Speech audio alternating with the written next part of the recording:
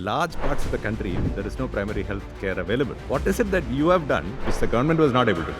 One was that we realized that in these areas, physical accessibility itself is a huge issue. In public systems, there is often primary health center for 25,000 population. Now that 25,000 in these populations can mean huge distances, or there may be a hill in between. So we thought that becoming closer to where people live became kind of an important consideration for us. 85% of children with severe malnutrition can be treated in primary care. In reality, it doesn't happen. With time, we've also added community-based management of severe acute malnutrition, and we might be one of the very few places that is doing it consistently in a primary care setting. One good thing that's happened in India is that girls from deep rural areas, from among tribal communities, are also taking up nursing as a profession. 20 years back, when we were working in the same areas in Rajasthan, a lot of nurses were from down south because locally it was seen not as a good profession for girls particularly. Over the last 10-12 years, that has changed a lot. Do you have any suggestions for what the government system should do to ensure that people at the grassroots level are empowered? So,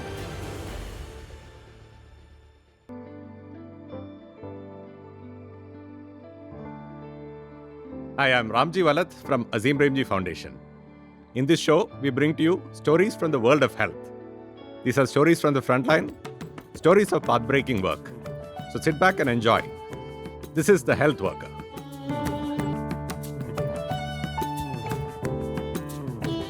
Before we introduce our guests for today, a quick truth bomb. When primary healthcare works, it can actually handle 70 to 80% of all health needs. Close to home, fast, and at a fraction of the cost, if not totally free. But when it doesn't, the health issues can become complicated, and then the family has to fall back on expensive options for treatment. In the middle of this scenario, a silent revolution has been taking place. Basic Healthcare Services, a not-for-profit organization founded by Dr. Pavitra Mohan and Dr. Sanjana Brahmawar Mohan, has been doing an exceptional job in delivering high-quality primary care at very low costs in rural parts of Rajasthan, in the most remote areas. So welcome, Dr. Pavitra and Dr. Sanjana. So my first question, both of you started off as pediatricians and you had very comfortable jobs in a government medical college in Udaipur. Then something changed and you decided that you want to explore more, especially in primary care, I think, right? Pavitra, you went to UNICEF, and Sanjana, you were doing research in nutrition. And later on, even that was not enough, and you decided that you will jump in and start this organization. So what is it that made you make these changes? What drove you? yeah, so maybe I'll start from when our first job began. This was in the medical college in Udaipur, in the Department of Pediatrics. And having trained as pediatricians and working in the pediatrics department, it seems we were quite sorted for long and maybe for life. But very soon, as we were working, it seemed that there was something missing. Right. What the missing bit was, it took us a while to understand it. It was really how fragile the health of the marginalized communities was. And so, for example, we would see a child with severe malnutrition, and we would work hard to get the child recover from malnutrition. Child would go back and would come back again in a few months, maybe even more malnourished. We didn't have the answers then. So, but this kind of kept us, thinking, exploring. There was also a bit of a restlessness within us. It made us go on to study more. So Pavitra pursued a master's in public health. Right. I studied epidemiology. Okay. Worked in different places. Right. I also worked at a training institution. Okay. And then went into research. Pavitra joined UNICEF. Right. So this is the journey that was happening. So around that time when I was working with UNICEF, it gave me an opportunity to visit different states. And I would make it a point to visit the farthest areas within that state, the poorest and the farthest areas. The most disconnected areas. The most disconnected. Yeah. And, whether they were the riverine islands of Assam or the jungles of Chhattisgarh or the hills of Tamil Nadu. So I realized that every state there are pockets, and some have more, some have less, but there are populations who are underserved. They are not connected to any services. They have little access to care or to information. And even if they have, they are not treated very well or lose all their savings in the meantime.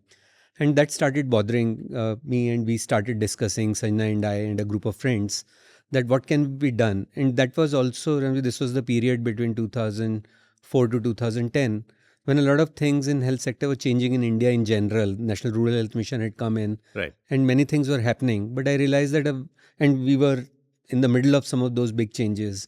But we realized that it was not sufficient to reach the last mile communities, the communities which were really disconnected, inaccessible, living in inaccessible areas or marginalized. And that's when we started talking that what can be done about it. And we found that the current work and organizations that we are working with are insufficient to address some of these problems a bit more in depth. We also understood that it is not easy to provide care in such areas. Yeah. Who provides care in such areas? How do you reach there? There are infrastructural constraints. There are social distances.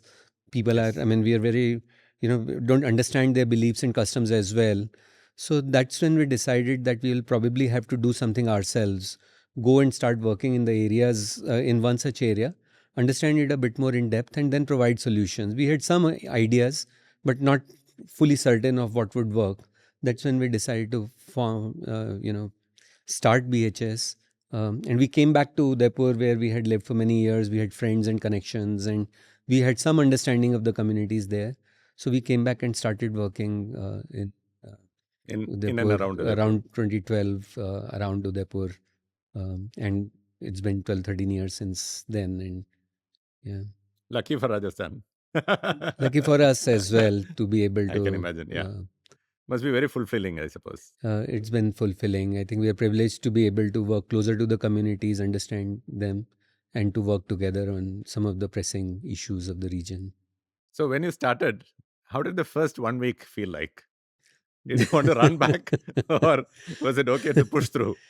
So I think I came first, and then our son was still in class 11th, and Okay. he had to go through those years of schooling. So I decided to move first, and Sanjana stayed back to help him complete the school. Right. So, I think I didn't find a huge difference. I remembered I just changed my laptop. I gave my laptop back to UNICEF, bought another one, transferred all the data, and reached here. So initial few weeks, because whenever you are, I think, starting a new enterprise, new area, which is challenging, you are fully invested there. Yeah. So it was first few months were very intense. There were also several challenges which I did not foresee, though I had worked in public health for a long time, understood these communities. For example, I remember the first clinic we were setting up. We thought, we're doing a great job. The community will be all, on the floor saying that the doctor has come from Delhi and has come to such far and providing healthcare and setting up a clinic. And we found that there was a resistance from the community because they have, I think, seen many people come with different kinds of intentions. And I started understanding the value of trust. How does trust build? So they started opposing the clinic for the reason that the clinic was opposite a temple. Okay. And they said you can't do childbirth here because the blood that goes with the childbirth is impure and you can't do it in front of the temple. And we realized that this was partly belief systems that they had, but partly it was also because they were testing us out. Right.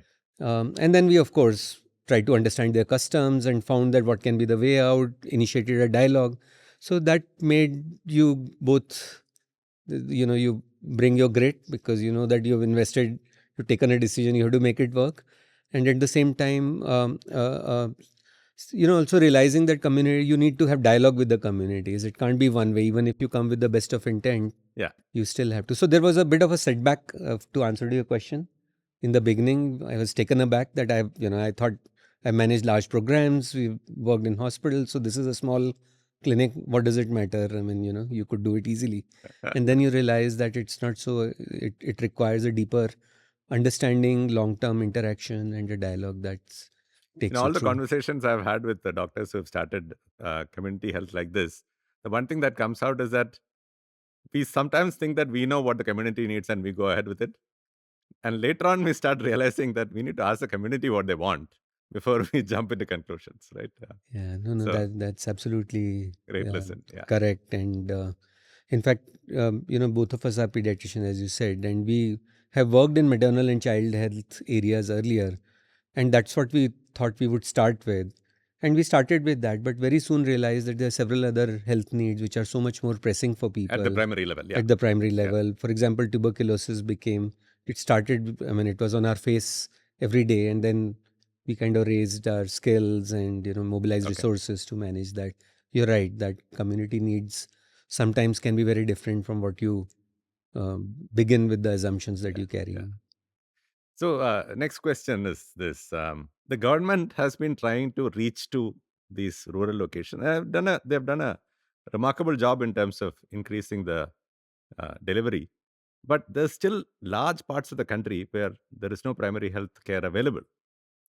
What is it that you have done which has helped you actually reach those locations which the government was not able to do? So I think it's a clear focus and a lot of attention to planning. Okay. When you're talking of health services in the remote rural areas, you need the right kind of infrastructure to provide the services. You need skilled and motivated manpower, your nurses, health workers, doctors who are there. You also need ensured availability of drugs, equipment, all the supplies that you need. At the same time, you need community involvement, awareness, and participation. Right. Because the best of facilities, the best of team will still not make much of a difference unless the community also sees the value. True. Yeah. So I think that is one thing that we've ensured. In addition, to be also a bit adaptable and to keep looking at what are you learning, what is it that you need to do better. Okay. And so that these all factors in totality have kept our services consistent, but also a bit pliable to be able to add any kind of additional, any missing links that were there as we go along.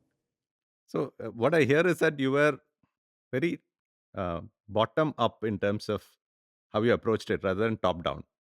And you gave a lot of independence to the team to figure out what is required and then feed that back into the system, and so that you could change the design and nudge the design. And that might have given them a lot of ownership and ensured that there's stickability of people are happy, they're motivated. All that would have happened, I suppose, right? Yeah, that's true. Yeah. And I would say at the same time, Ramji, also, helping them see the big picture. Right. Helping bring in the evidence, collected from different parts of the world, helping bring in the new developments. Okay. So just as an example, the fact that malaria can be diagnosed and treated right there was something new. It was even new for us. Okay. During our MD times, malaria meant making a slide, sending it off for testing, and the result could take hours. Maybe it would come the next day. And also the medications were, you needed a lot of injectables, especially for severe malaria. But now you have tests which give you the diagnosis within 10 minutes. I see. And the medications are such which can be administered, which are easy for the patient and for the nurse administering the medicine as well. Okay. So I think this vision is something that we were able to get, we and our other senior colleagues, from review, from our experience at other places. So collecting it together and taking it to the team. So I think it has become a bit of a bottoms up, but also a bit of top down coming together. Correct. Absolutely. Yeah. There are a few design issues that we thought of when we began. One was that we realized that in these areas, physical accessibility itself is a huge issue. People are not able to travel long distances. And especially in the communities that we finally started working, a lot of young men migrate to cities, which means that women are alone, taking care of the family, the children, elderly, etc. So if they have to seek care, they can't go very far. They have limited autonomy, limited mobility, Right. etc. So having services which are really close to people Right. is one thing we kind of made the part of the design. In public systems, there is often a primary health center for 25,000 population, for example. Yeah. Now that 25,000 in these populations can mean huge distances, or there may be a hill in between, Right. which precludes you from traveling. So we thought that we becoming closer to where people live became kind of an important consideration for us from the beginning. The other was that other issue was that who provides care. Primary health care. We'll speak much more about it later. But one of the components is curative care, and traditionally only doctors are authorized to provide curative care. In practice, nurses play a huge role. And doctors are often both unavailable to work in deep rural areas or have lack sometimes the social skills and the connect to the communities that is required because they come from very different backgrounds. So we therefore, as part of our design, which in public systems, it emphasizes that only doctors can provide curative care. So we realize that nurses have the professional skills which can be built on further. You need at the same time they come from similar communities from where we are serving, and therefore they feel much better connected to the communities. They can communicate to people around them. They understand the customs and beliefs, and therefore are much more at ease when delivering services. So that was another where we said that let's turn this around a bit. Nurses at the center and doctors supporting them when required as a model. So these were also some of the differences that in general in public systems affect the reach of people. One is they're often far from where people live, and the second being that doctor dependence means that often those doctors are either not available or don't feel fully comfortable and connected to the communities. While nurses we found were a good starting point, and we've over last 10-12 years further got reaffirmed that that was the right choice. Nurses are typically drawn from similar background or from the same communities. One good thing that's happened in India, in many states of India, is that over last 10 to 15 years, girls from deep rural areas, from among tribal communities, are also taking up nursing as a profession. Earlier, for example, 20 years back, when we were working in the same areas in Rajasthan, a lot of nurses were from down south. Many of them were Malayalis because locally it was seen not as a good profession for girls, particularly. Over last 10, 12 years, that has changed a lot. Some because of the change in society as such. The other is also because the government has played a proactive role in ensuring that some affirmative actions to get girls from these communities into the nursing fold. So they've made them more. There are more of them available now in here. And so when we started, we said we'll get the best wherever they come from. And we of course got those who were urban, came from urban areas, and were they were bright. But when we put them in the clinics and they started working, very soon they left, because while this looked like a great idea for them to work with a new organization with nurses at the center, but when the reality struck, they kind of left progressively over next several months. And that's when it struck us that when you have girls from the same background and they're coming from the same communities, they are much more likely to feel connected and feel responsible, as well as are much more at ease. So since then, we have proactively, almost all of our nurses come from similar communities. They may not be from the same village or panchayat, but they largely come from the similar social and economic background. And that helps them to be at ease and communicate and feel connected to. In fact, I remember you telling me the first time you started a center, the nurses had the housing that they had. There was no toilet, there was no electricity, there was no running water, and they must have run back quickly to there. Right. So we did from the very early on. In fact, maybe I just go back a bit. About 20 years back, in the similar communities, we did a research to look at why the government A&M, some of them live in the areas where they're posted, but many others live in the town, and they only come in the morning, go back in the evening. A phenomena we called as up-down, daily up-down. Right? I mean, they will come in the morning, and that affected their performance because you can't be very connected to the communities if you're not there. And the time available for service is less. And one of the things we found was the infrastructure. If you don't have toilet, don't have water. But the problem is that in these communities, there was no toilet, electricity was erratic. And so from the beginning, very early, we ensured that this is like a hygiene factor. You need to have basic comfort for nurses to live and reside. Another thing that is very different when it comes to public systems, in many of the government PHCs and sub-centers, either there are not enough facilities to live, even if there are there, they are very erratic. For example, there may be no power backup and water may come after a few days. Safety is another big issue because many of the nurses are women, and we ensured that the nurses that work with us are women. Um, and safety becomes a big issue, and therefore having more than one nurse living together, ensuring that there is a safe place for them to reside and a comfortable place with all basic amenities became an important consideration for us as an absolute base. And progressively we have done more to ensure that they are more comfortable and you know. So, what are the breadth of services that you offer from these clinics? You call it Amrit clinics, I think, right? That's right. Yes. That's So, right. what actually gets delivered there? Right. So when we began, our thought was that it would be a lot of maternal and child health, Right. because this is the group that gets left out. There are the access issues are even more for the women and the children, especially when the men are not there. Right. So maternal and child health from the beginning has been an important part of our work, but over years it has also grown. So there is care during the entire life cycle, care during pregnancy. We conduct deliveries as well. Then there is postnatal care, provision of contraceptive services, provision of safe abortion care as well.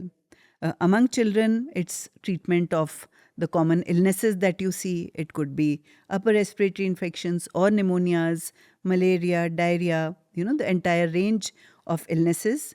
With time, we've also added community-based management of severe acute malnutrition, and we might be one of the very few places that is doing it consistently in a primary care setting.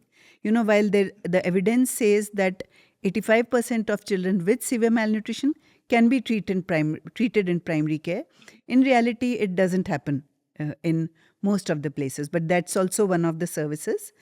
So in addition to maternal and child health, a lot of infections we are seeing. Tuberculosis, Pavitra spoke of earlier, that's a big problem that we see. Every year, our clinics would be diagnosing 1,000 new people with tuberculosis.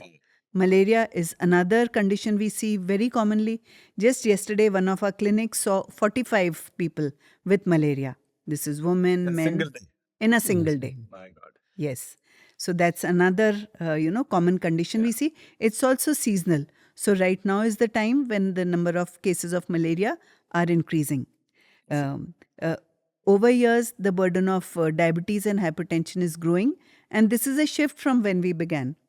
We also weren't, at that time, if somebody had asked us, we would not have said that this will grow so much. But now, even in a remote village, a man, a woman will know that there is something called as sugar, something called as BP, and they will know somebody in the family or friends who is affected. So that's another condition that we see.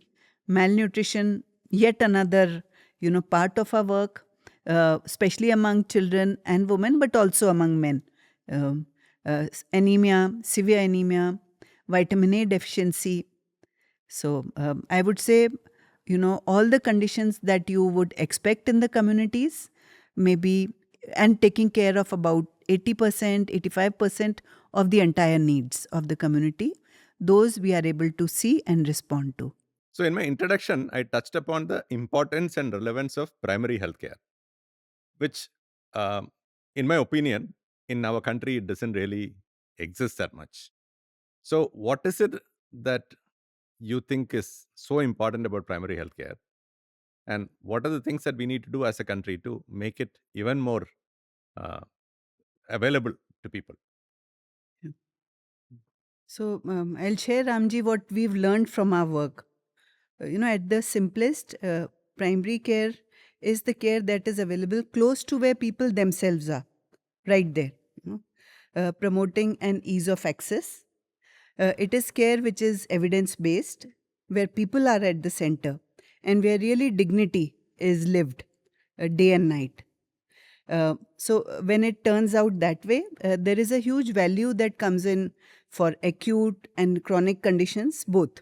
And I'll give some examples. Yeah. So if a person has malaria, primary care means that the condition can be diagnosed quickly and he or she may receive treatment within a few hours. Now, this is very different from the time when we were studying in medical colleges, where falciparum malaria meant that you see a child who is unconscious. Okay. But then when we started working in primary care, we started seeing children walk up to us. It changed our view. So we started seeing that falciparum malaria doesn't always mean an unconscious person. But for that, care has to be just next to where the child is. Right. For chronic conditions, and now India is seeing such growing numbers of diabetes and hypertension, but these are lifelong. So how can you expect a person with diabetes to be traveling 100 kilometers to the city every month, going to a busy hospital, hardly receiving 2 or 3 minutes of the doctor's time? It has to be close to where the person is. So I think those are some values.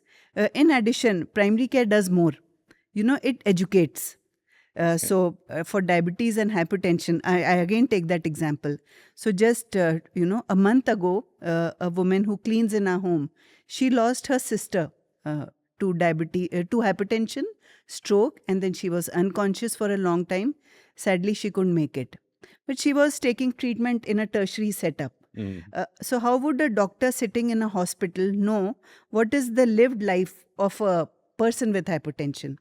Only in primary care you will know that this woman, her husband is traveling, is not here. He is actually in Ahmedabad working, and she's kind of having to make all the ends meet. So which is why sometimes she's a bit delayed in coming for treatment.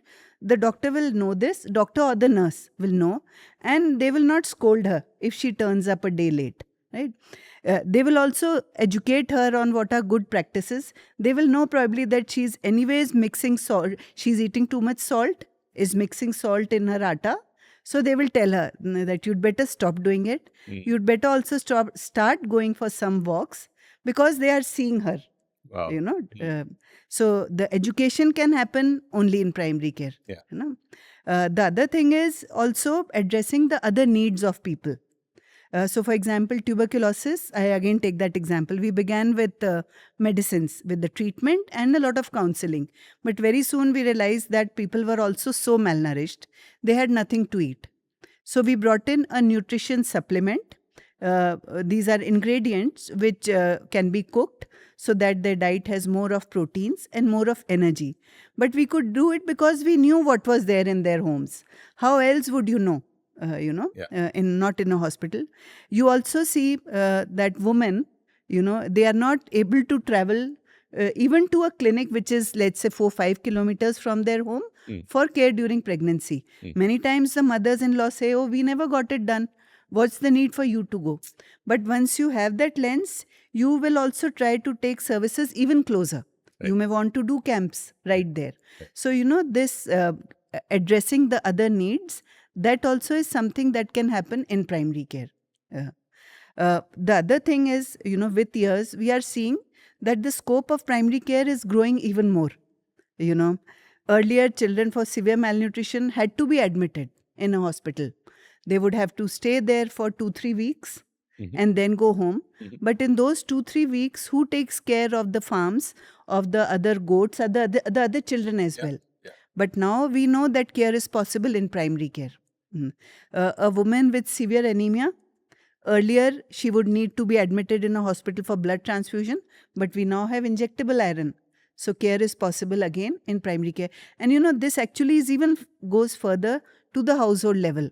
We know we have digital BP instruments, right, glucometers. So even people can be doing a lot of their monitoring themselves, which in a way shifts a lot more possibilities in primary care.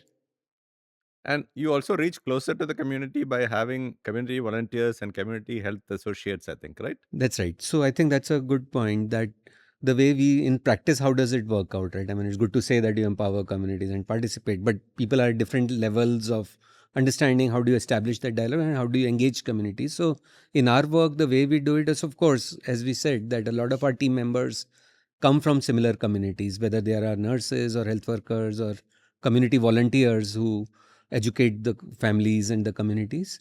The other is to create platforms of the community members themselves. For example, for each of our clinics, there is a community advisory group, which we call as Swasthya Salahkar Samiti, which is composed of people from the communities, those who are a bit more empowered, who have greater interest and also some time to contribute. So they then not only oversee the clinics and give us advice, they also promote health education and help address some of the more core health beliefs in the community. Some of them also raise up their voice when the public systems are not delivering. For example, if there is an A&M not coming in that area, they would go to the health to the PHC or to the block and say that we need better care than what is available.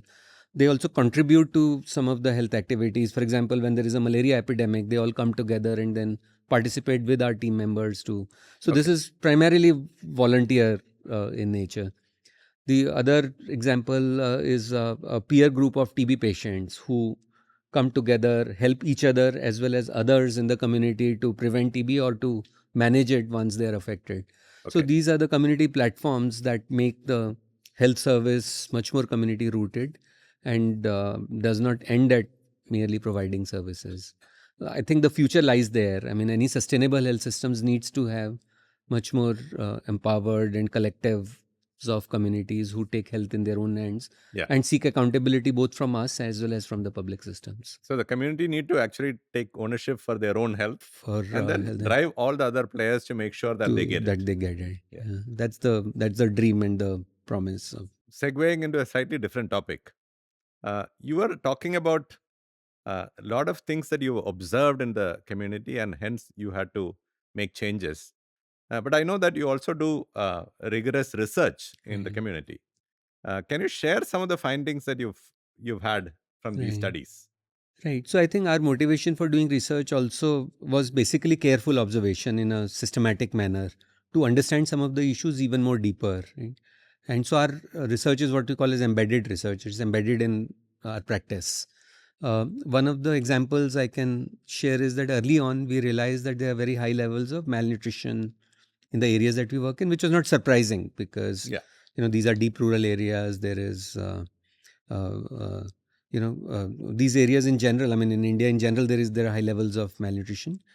But what surprised us was that we were also seeing a lot of adult malnutrition, and that cannot be explained only by practices of feeding or eating, right? I mean, an adult, if they are hungry, they should eat if there is adequate food.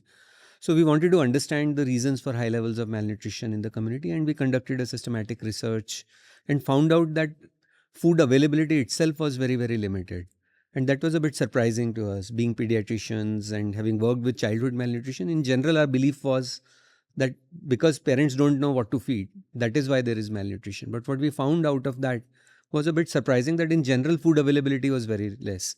Nutritious food availability was even lower. Okay. And the second factor we found was that mothers had very limited time to take care of children because they were often in the farms and fields while the fathers were away to Ahmedabad or to Surat or to Mumbai making, living there. And that kind of spurred, so we found we confirmed that there were high levels of malnutrition, we quantified it, and also identified the time that is available with the mothers. And we quantified the food, the actual consumption. And that led us to, implement daycare centers in our areas, a kind of work that we haven't talked about so far. Aren't the Anganwadis supposed to do this? So there are two differences. I mean, one is a design issue. What we are focusing on is in children 6 months to 5 years. Oh, that's a big difference. That's one big difference because a lot of malnutrition sets in between 6 months to 3 years of age. Right. Anganwadi often provides any care only to children 3 years to 6 years. So a lot of important time period is actually lost in the first 2.5 years of that period. Yeah. So even for that age group, Anganwadis primarily provide supplementary nutrition. And what we found is that the care is the missing link because mothers just don't have time and resources to provide care, and fathers in any case are often not there. And therefore, care is central, and the duration of the fulvaris or the creches is of about 8 hours, when mothers can rest and children can play and eat, etc., is very critical. It's something that Anganwadi by design do not provide. But a policy kind of window here is that there is a new scheme called Palna scheme, where a lot of Anganwadis are supposed to be converted into creches with a roughly similar kind of time period and providing care. So that is where the window is to, provide daycare and promote early child development and nutrition of children. So we touched upon primary healthcare centers, we touched upon Fulwaris. Is there any other stream of work that you're embarked on or embarking on? So one of the things we had from the beginning been very open and clear about was to work on partnerships. Um, in the beginning, we worked alone, not with government, because we thought it's a new innovation. We need to develop it further. We were small. Um, about 3-4 years later, we started working on a primary health center. We took over a primary health center as a public-private partnership with Okay. government of Rajasthan. That helped us understand the constraints as well as the value of public systems and of working together. We ran that for about 9 years. And last 1 year or so, we are working with government of India through the Department of Health Research and state government and Indian Institute of Management at Udaipur to work with public system, improving primary healthcare of the public system across the entire district where our clinics are.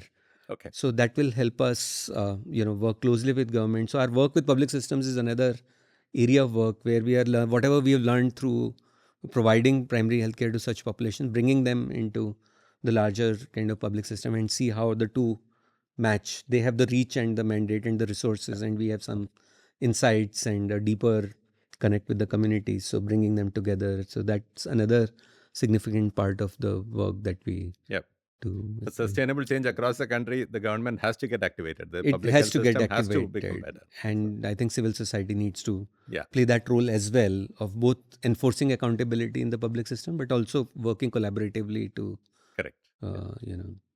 pool our expertise and resources. Together, yeah. So in all these years of working at the community level, you must have come across some really interesting and inspiring stories. Can you share some of that with us? Sure, Ramji. Yeah, I think, and stories are very special for us. So I want to share about this young man, 20 years old. And one cold winter evening, I get a call from my team, and they are in a remote village, which they had to actually walk, from the road. And they meet this 20-year-old who has severe tuberculosis, who can't get up from the bed. And they say, what do we do? So we plan to bring him to the clinic. And when he's brought to the clinic, we find out he's severely malnourished, he has severe anemia and extensive tuberculosis, can't get up from the bed. And we also learnt later that the neighbors shared that, we were waiting for the time when we would start hearing wails from the house. But this young man is then shifted to Udaipur. We realize he needs admission. But he goes to Udaipur and within 2 days he's sent back. So what do you do? So then our nurses, our health workers, they really were, charged up. We have to get him to be better. They made home visits. They also provided eggs, other nutritious foods. Family didn't have much. And then the family also got interested. The father started getting fish for the man. And in those days, the TB treatment required giving injections. He could not travel twice a week. So our nurses would go to his home to give the injections. He started getting better and gaining weight. In 6 months, he had gained almost 20 kgs. And one day I remember I am sitting in the clinic and a young, good-looking man comes and shakes my hand. I didn't realize it was the same guy. He had just transformed. Yeah. And then through our partnership, so we work closely with Ajivika Bureau, which works in the area of livelihoods. So we were able to connect him to tailoring. And then he learned tailoring. He started working at a shop. So this was, I think, this story I can never forget. From where he could have been, he would have been, unless he had received this whole care. So, I mean, it's a that's powerful story, actually. Yeah. So, you in all this discussion, the one thing that stands out is that your team at the ground level is very empowered, and I think that can happen only if there is the organization really takes care of the team. Do you have any suggestions based on this for what the government system should do to, as a policy, actually, to ensure that the people at the grassroots level are empowered and they are engaged? Right.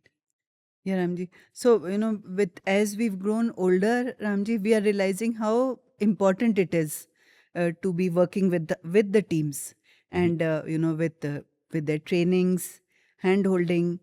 That's something we've been doing right from the beginning.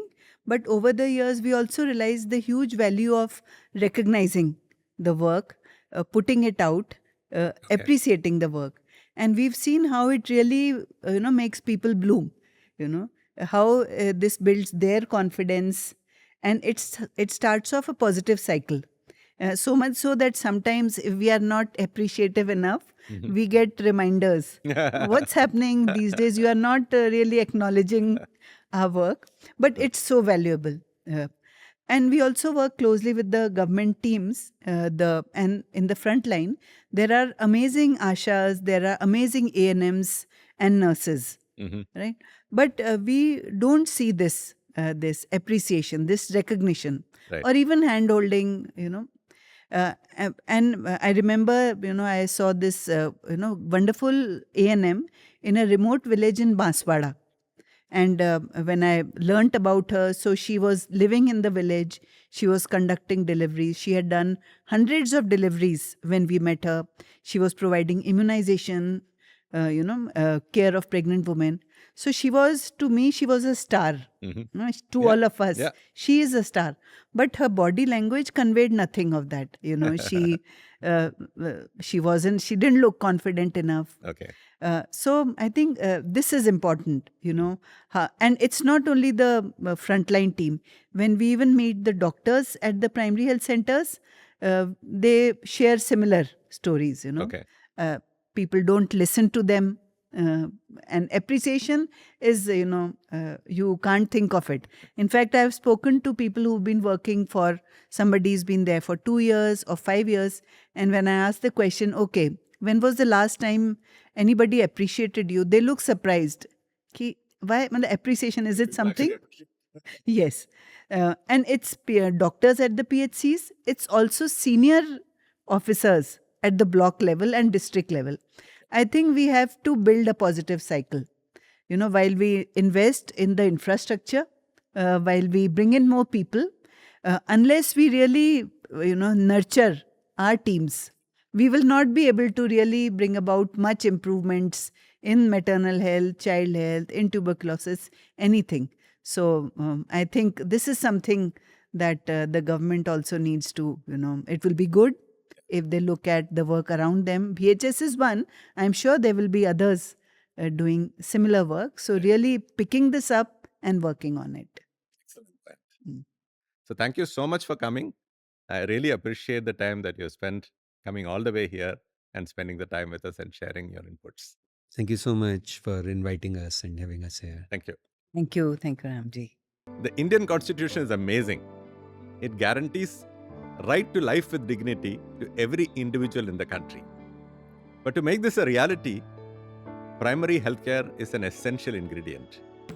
The government has to focus on ensuring delivery of primary healthcare of high quality in every nook and cranny of the country.